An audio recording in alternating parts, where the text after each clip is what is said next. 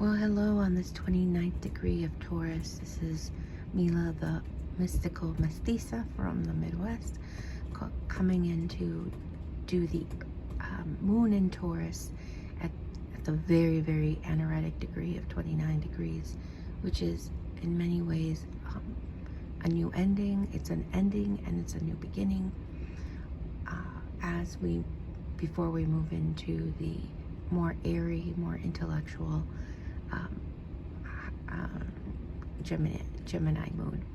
But at this moment, I wanted to just show that I had, during my meditation, my invocation to the universe and the ancestors and guides, this popped out. So this is an additional message, and maybe to help us reflect even better, because you know I was really late on the Taurus moon.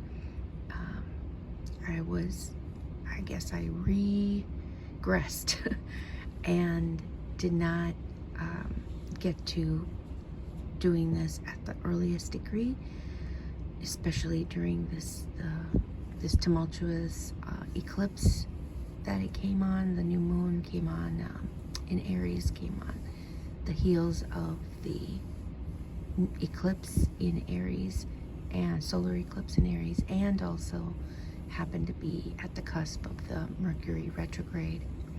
So lots of energies flowing, and this childhood innocence card is reversed, and I read them as reverse, as retrogrades. So something is telling us to return to childhood innocence. Something is telling us to return to our love, what we loved. But not every childhood is loving, right? So maybe it's starting to say the childhood piece of us in our soul has ended. We need to reframe our childhood. We need to reset ourselves and look at ourselves as an innocent in order to be able to move forward in this new paradigm, in this new way. We're in a new eclipse cycle. We just started this eclipse cycle. We're going to end it in a few weeks in May with the second eclipse in Scorpio, which is extremely intense in terms of what does it mean for you. How did Mars show up in your life? How did the male aggressive, and not just male, it's really the yang energy, right? The energy of motion, assertiveness, action. How did that show up in your world as a child, possibly in your childhood? That must come to an end, just as that we are in this aneretic degree of 29. So finding the love and returning to innocence is maybe our challenge. So this, I've never seen this card. This I just pulled in order to see what the message is, spontaneously. Wow. Okay.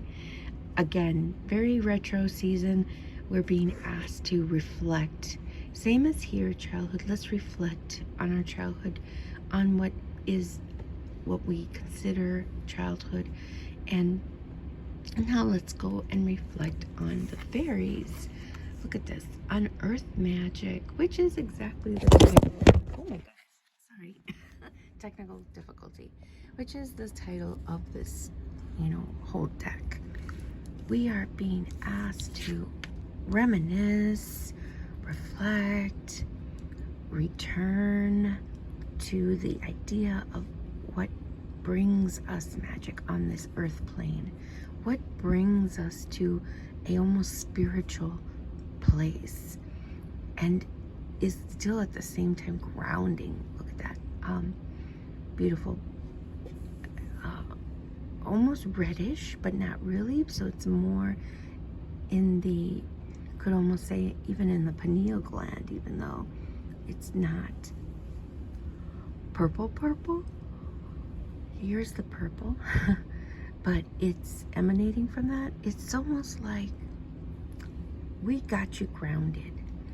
You need to resonate with this. Resonate with what the earth is trying to tell you. Resonate with what the other realms are telling you, because fairies may or may not exist in this realm, but they surely exist in other realms, right?